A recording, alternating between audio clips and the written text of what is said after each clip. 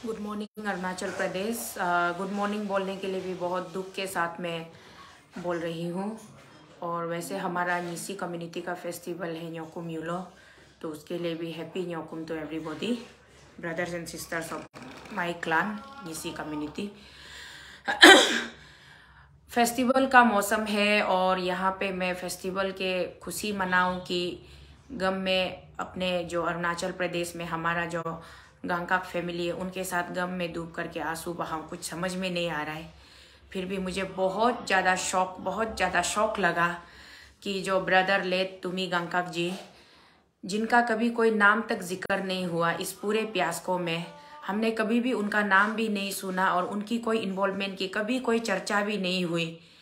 अचानक से कल उसकी जिस अवस्था में उसकी शव को प्राप्त किया गया, ये बहुत ज़्यादा शॉकिंग और बहुत ज़्यादा दुर्भाग्यपूर्ण है। मैं रात भर सो नहीं पाई, रात भर ये सोचती रही कि आखिर उसके साथ में ऐसा किसने किया है। क्योंकि देखिए, ये देखा देखी सीधा सीधी मामला है, ओपन एंड शट केस है, इसमें कोई दो राह नहीं है कि उनका किसी ने कत्ल किया गया है, उनका हत्या हुआ है। उन्होंने कोई सुसाइड वुसाइड नहीं किया है। अगर उनको सुसाइड करना होता तो जब ये प्यास्को इशू स्टार्ट हुआ था, जब पेपर लीक का मामला जब ऑफिशियल हुआ, वायरल हुआ, और जहां तक मुझे सुनने में आया उनका भी अरेस्ट हुआ था, फिर बाद में वो बेल पर छूटे, तो इतने महीने, पूरा 5-6 महीना वो किसका इंतजार कर रहे थे। उनको अगर लगता कि वो गिल्टी है इस मामले में और उनका इन्वॉल्वमेंट है तो वो पहले कर लेते ना, पहले वो फैसला कर लेते कि अब मैं बचने का मेरा जगह नहीं है, सारी चीजें वायरल हो चुकी है, अब पूरा पब्लिक डोमेन में आ चुका है, तो मैं यहाँ से मतलब मुझे पत्ता काटने का जगह नहीं, तो मैं खुद को खत्म कर लूंगा बोल के वो पहले कर लेते। इतने महीने वो आराम से शांतिपूर्ण तरीके से रहे और कल ही क्यों उनके साथ ये हादसा हुआ। ये तो क्लियर कट सिग्नल है, क्लियर कट साइन है कि उन्होंने कोई सुसाइड वुसाइड नहीं किया है। इसको सुसाइड का चेहरा देने की तो कोशिश भी मत कीजिएगा राज्य की सरकार, हमारा स्पेशली होम डिपार्टमेंट, जो भी इन्वेस्टिगेशन टीम है। मैं आप लोगों से रिक्वेस्ट कर रही हूं कि आप लोग दिन दोगुनी रात चौगुनी मेहनत करके उनके साथ में ये फॉल प्ले किसने किया है वो आप लोग तुरंत पता लगाइए और कैसे भी करके उन लोगों को सजा दिलवाइए जिन्होंने उनका जिंदगी उनसे छीना है। जिस तरीके से कल मैंने डॉक्टर सर का स्टेटमेंट देखा और सुना, मुझे बहुत ज्यादा, मैं भावुक हो गई। डॉक्टर सर ने भी सही बोला है, अगर जितना भी वेरिफिकेशन कर लो, जितना भी इन्वेस्टिगेशन कर लो, बाद में रिजल्ट तो आना ही है। उन्होंने कोई फॉल प्ले नहीं किया, उन्होंने उसका कोई इन्वॉल्वमेंट नहीं रहा है इस प्यास्को में। ये डॉक्टर सर को भी कॉन्फिडेंट है, उनके फैमिली को भी कॉन्फिडेंट है, और साथ ही साथ सारी चीजों का जायजा लेने के बाद मुझे भी ये कॉन्फिडेंट आ रहा है कि उन्होंने कोई इन्वॉल्वमेंट उनका नहीं रहा होगा। तो किस लिए एक मासूम इंसान की जिंदगी उनसे छीनी गई? क्या गलती थी उसकी कि वो चुप रहे? वो मासूम थे, वो निर्दोष थे। शायद उनको पता था कि किसका क्या इन्वॉल्वमेंट है, कौन कितना पानी में तैरा हुआ है, कौन कितना लेवल तक पहुंचा हुआ है, कौन कौन फंसने वाले हैं। तो इसीलिए वो उन लोगों के ग्रुप में शायद शामिल नहीं थे, इसीलिए उनको रास्ते से हटाया गया है ताकि एक सबूत भी ना छोड़े। लोग बस भटकते रहे।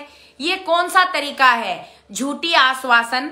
अब तो मैं भी कहूंगी कि झूठी आश्वासन हुई ना सरकार की तरफ से कि आप 18 तारीख को पब्लिक को अपने चैम्बर में बुलाते हो, पीएमओ सीएमओ ऑफिस में, उसके बाद लोगों को आश्वासन देते हो कि हम सख्त से सख्त कार्रवाई करेंगे, आपके पूरे 12-13 पॉइंट्स को हम मानते हैं, हम स्वीकारते हैं। उसके 2-4 दिन बाद में आप एक मासूम इंसान की हत्या कर देते हो। इसमें किसका इन्वॉल्वमेंट होगा? उन्हीं लोगों का इन्वॉल्वमेंट होगा जिन लोगों ने पेपर बेचा है, जिन लोगों का बड़ा बड़ा हाथ है, लाख करोड़ों में खेला है जिन लोगों ने। इसीलिए आज के डेट में यहाँ से, नई दिल्ली से, भारत की राजधानी से, मैं तोको Sheetal personally as a person, Arunachal की सिटीजन होने के नाते मैं यहाँ से मेरी आवाज को आप तक पहुंचा रही हूँ। मैं रिक्वेस्ट कर रही हूँ सरकार से, एडमिनिस्ट्रेशन से, सिस्टम से, बहुत हो गया। Corruption corruption corruption corruption corruption तो करते रहते हो। करप्शन के ऊपर में अभी करप्शन से बचने के लिए लोगों की जिंदगियों के साथ किस लिए खिलवाड़ किया जा रहा है? लोगों से लोगों की जिंदगी क्यों छीनी जा रही है? अब उनके पीछे जो उनका परिवार रह गया है, जो उनके बच्चे रह गए, उनका क्या होगा? उनका भविष्य का क्या होगा? मुझे ये सोच करके समझ में नहीं आ रहा है। अरे ऐसा कैसे कर सकते हो? इतना पत्थर दिल भी क्यों हो सकते हो? हर एक चीज का अगर कानून में अगर किसी गलती का सजा है तो उस सजा का एक समय भी होता है, एक समय सीमा भी होता है। अगर किसी ने सचमुच में गलती किया है, पेपर बेचा है, तो आप लोग किसी का जिंदगी आपको छीनने का क्या हक है? कौन होते हो आप लोग किसी का जिंदगी छीनने वाले? ये बहुत गंदा राजनीति, गंदा हरकत, इतना गंदा, इतना गिरा हुआ काम कैसे कर सकते हो आप लोग?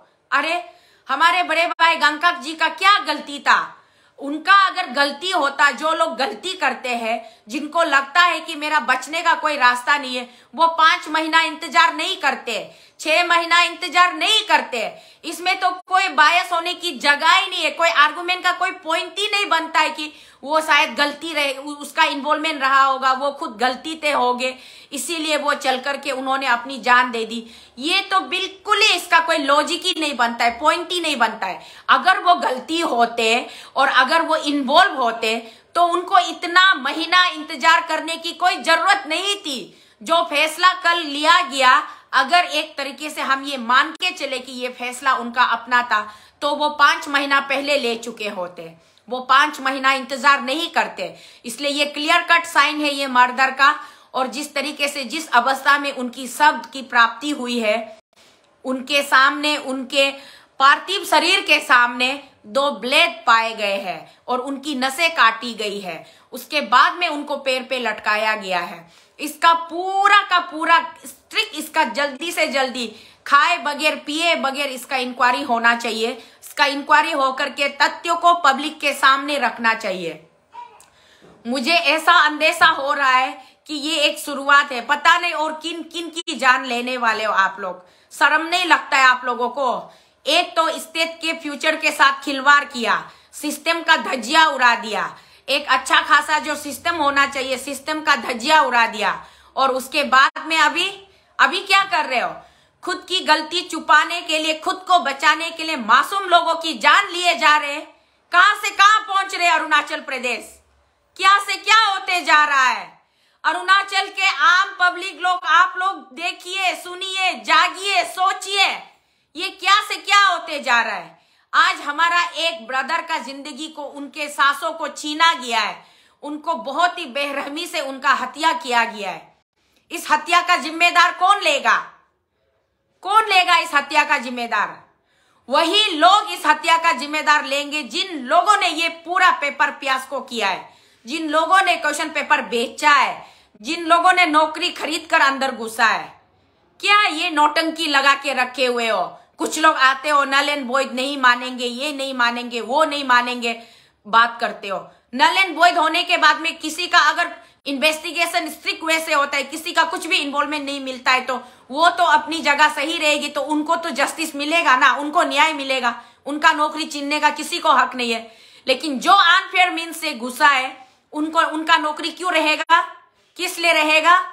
इतना पैसा फेंक के, लाख लाख रुपया से खरीद के, क्वेश्चन पेपर खरीद के, जिनको एबीसीडी पता नहीं है, ढंग का तो वो एप्लीकेशन टाइप नहीं कर सकता है, first class second class officer बन के वहां स्टेट में क्यों बैठेगा? और जो करप्शन करके उन लोगों ने इतना 50-60 लाख रुपया पेमेंट करके जो नौकरी में घुसा है, वो क्या खाक अरुणाचल का जनता का सेवा करेगा? वो क्या खाक पब्लिक का सेवा करेगा? वो तो अपना पैसा को रिकवर करने का चक्कर में पता नहीं और कितना करप्शन को मल्टीप्लाई करेगा होगा। कितना गंदा बात है। खुद ही गलती करते हो, खुद ही गंदगी फैलाते हो और उस गंदगी को छुपाने के लिए एक मासूम इंसान की हत्या करते हो।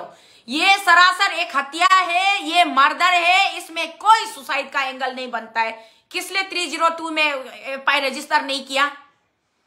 किस लिए? क्यों उसको एक संदिग्ध अवस्था में डेड बॉडी को मिला है बोल के उसको अननेचुरल डेथ में एफआईआर को रजिस्टर किया है? उसको 302 सेक्शन में ही उसको ये करना है, एफआईआर को रजिस्टर करना है। इन्वेस्टिगेशन भी 302 के तहत ही चलना है। इसलिए मैं बहुत ज्यादा मतलब इतना मेरा माथा फटा जा रहा है यहाँ दिल्ली में बैठ करके कि ये क्या होते जा रहा है हमारा स्टेट। अरुणाचल का पूरा जनता, पूरा पब्लिक, आप लोग भी समझ जाइए, ये आंख में धूल झोंकने के लिए, आंख मिचौली खेल खेलने के लिए हमारे मासूम लोगों को हमसे ही छीना जा रहा है। उनके परिवार का देखभाल अभी कौन करेगा? उनका पूरा परिवार, उनका पूरा कौम, उनका पूरा कम्युनिटी कितना दुखी होगा आज का दिन। मेरे जितने भी हमारे गालो कम्युनिटी के जितने भी, चाहे वो गांगका क्लान से ना हो, कोई भी क्लान से हो, आप लोगों से मेरा हाथ जोड़ के रिक्वेस्ट है कि आप लोग आज के दिन गांगका फैमिली के साथ खड़े रहिएगा, क्योंकि वो निर्दोष है। इस बात का पूरा क्लियर कट है कि उन्होंने 5 महीने पहले ऐसा कुछ उल्टा सीधा कदम नहीं उठाया जो कि अभी जो लोग दिखाना चाहते हैं कि वो खुद गलती से होंगे, इसीलिए उन्होंने ऐसा किया है बोल के। ये बिल्कुल सरासर गलत एक दिशा में लोगों को भटकाने के लिए, लोगों को गलत सीख देने के लिए एक गलत तरीके से इसका प्रेजेंटेशन किया जा रहा है। ये गलत बात है। और पोस्टमार्टम में कल सर, डॉक्टर सर, आप ठीक ही बोल रहे थे, गांगका सर के भतीजे जो आप मीडिया में आए थे, पोस्टमार्टम में आप जरूर साथ रहिएगा और हर एक पोस्टमार्टम का पूरा वीडियोग्राफी होना है, स्टार्टिंग से लेके एंडिंग तक पूरा वीडियोग्राफी होना है और पब्लिक को पूरा जानने देना है कि वाकई में उसके साथ में एग्जैक्टली क्या हुआ था और कौन कर रहा है। ये जो कुर्बानी है ये व्यर्थ नहीं जाएगी। आज एक तुम्ही ब्रदर का आप लोगों ने जान लिया है, कल हजारों लोग निकलेंगे आप लोगों का जान नोचने के लिए। जो लोग ये गलत काम कर रहे हैं, इसको मत सोचिए कि दबाया जाएगा। और बार बार मैं भी रिक्वेस्ट करना चाहूंगी, हमारे अरुणाचल में कई लोगों का बलिदान हुआ है, कई लोगों का बलिदान हुआ है। हर बार भी जब किसी भाई का बलिदान हुआ है तो उनके परिवार वाले पता नहीं बाद में क्यों धीमी पड़ जाते हैं। तो मैं गांगका फैमिली से भी रिक्वेस्ट करना चाहूंगी आज की इस दुख की घड़ी में, क्योंकि नेसेसिटी जो है, necessity is the mother of invention बोलते हैं ना, इंग्लिश में एक कहावत है। आज हमारी जरूरत है, आज हमें सबको एक साथ जुड़ करके ताकतवर, अपने आप को एक स्ट्रेंथफुल फील करके, ताकतवर महसूस करके हमको एक साथ लड़ाई लड़ना है। मैं यहाँ पे बीच में नहीं कूद रही हूँ। मैं अरुणाचल की एक नागरिक होने के नाते, एक सिटीजन होने के नाते, एक माँ होने के नाते, एक बीवी होने के नाते मैं दर्द को समझ सकती हूँ कि अगर उस लेडी के जगह मैं होती तो मेरा क्या होता, उस बच्चों के जगह मेरे बच्चे होते तो क्या होता, जिनके सिर से बाप का साया छीन चुका है, उस औरत की जिंदगी से उसका पूरा सपोर्ट छीन चुका है, तो उन लोगों का जिंदगी कैसा होगा। इसलिए इसको हल्के में नहीं लेना है, बिल्कुल भी हल्के में नहीं लेना है। इसका स्ट्रिक्ट से स्ट्रिक्ट इसका इन्वेस्टिगेशन होना है, स्ट्रिक्ट से स्ट्रिक्ट इन्वेस्टिगेशन होना है। और हम कोशिश करेंगे, अरुणाचल अगेंस्ट करप्शन टीम भी यहाँ से जितना जल्दी हो सके हम अपना जो ज्ञापन हमने भारत के सरकार को सौंपा है उसका हम फाइनल रिपोर्ट एक बार हम पूछेंगे।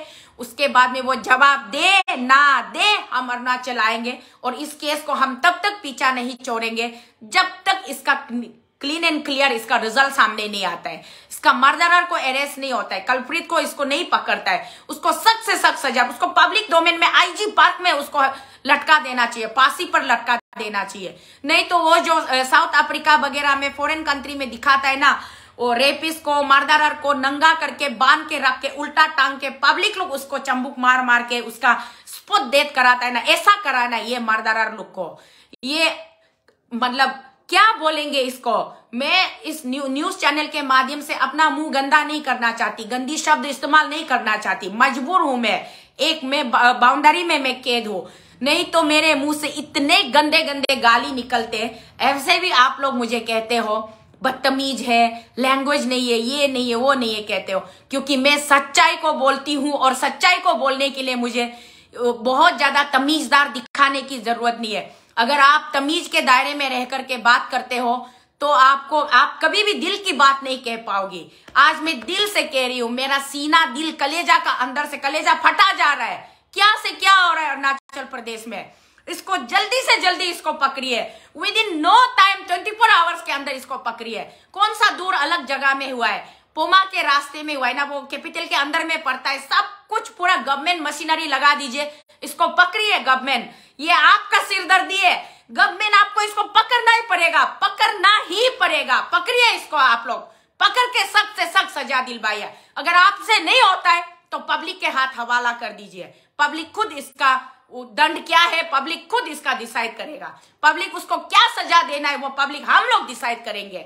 इसलिए मैं बहुत ज्यादा गुस्सा में नहीं बोल पा रही हूँ, बहुत ज्यादा टेंशन हूँ। जाते जाते मेरे गांगकाक फैमिली, आप लोग हिम्मत मत हारिए, हम लोग सब आपके साथ में है, कदम से कदम मिलाकर हर मिनट हर घड़ी आपके साथ में। मैं चाहे यहाँ 2400 किलोमीटर दूर मेरा वजूद, मेरा वदन, मेरा शरीर यहाँ पर हूँ, मेरा दिल, मेरा दिमाग, मेरा सब कुछ, मेरा आत्मा, मेरा साया आप लोग का साथ में है। कुछ भी हो आप लोग डगमगाना नहीं, बिल्कुल पीछे हटना नहीं, इसका हम लोग को तह तक पहुंचना ही है। हम अपने भैया को तो वापस नहीं ला सकते, लेकिन उनके साथ जिन्होंने भी ये घिनौना हरकत किया है उसको सख्त से सख्त जब सजा दिलाकर ही हम लोग चैन की सांस लेंगे। इसलिए आप लोग हिम्मत मत हारिए, ऊपर वाला सब कुछ देख रहा है, नीचे वाला जमीन के ऊपर रहने वाला चाहे जितना भी वो लोग कोशिश कर ले गंदगी को छुपाने की, ऊपर वाला का कैमरा 24 घंटा ऑन है, और वो जब ऊपर वाला जब अपना वो फैसला सुनाएगा कोई नहीं बच पाएगा, कोई भी नहीं बच पाएगा। इसलिए मैं आप सबको मैं विनम्र पूर्वक मैं आपसे अनुरोध करती हूँ कि आप लोग हिम्मत मत हारिए, हम सब आपके साथ में, पूरा अरुणाचल आपके साथ खड़ा है, आप चिंता मत कीजिए। ऐसी गंदी राजनीति मैंने अपनी जिंदगी में कभी नहीं देखी, फिल्मों में तक नहीं देखा और रियल लाइफ में तो कभी नहीं देखा। ये बहुत ज्यादा हो गया, जरूरत से ज्यादा, इट्स जस्ट टू मच। इसलिए जो भी कोई यहाँ इन्वॉल्व है उसको सरकार प्लीज आप पकड़िए, प्लीज प्लीज प्लीज पकड़िए। माननीय मुख्यमंत्री जी, अगर आप तक मेरी इस चैनल के माध्यम से मेरी आवाज पहुंच रही है तो प्लीज न्याय कीजिए, प्लीज न्याय कीजिए, मैं आपसे रिक्वेस्ट कर रही हूँ। आज मैं आपको किसी चीज के लिए जिम्मेदार नहीं कहूंगी, मैं आपको गाली गलौच नहीं करूंगी, मैं आपके विरोध कोई शब्द इस्तेमाल नहीं करूंगी, मैं सिर्फ और सिर्फ आपसे हाथ जोड़कर माथा टेक कर विनती कर रही हूँ, इसको पकड़िए, पकड़िए, इसको सख्त से सख्त सजा दिलाइए। और इससे ज्यादा मुझे कुछ नहीं कहना है, मैं बस यहाँ पर रख रही हूँ। Thank you so much everybody. जय हिंद, जय अरुणाचल।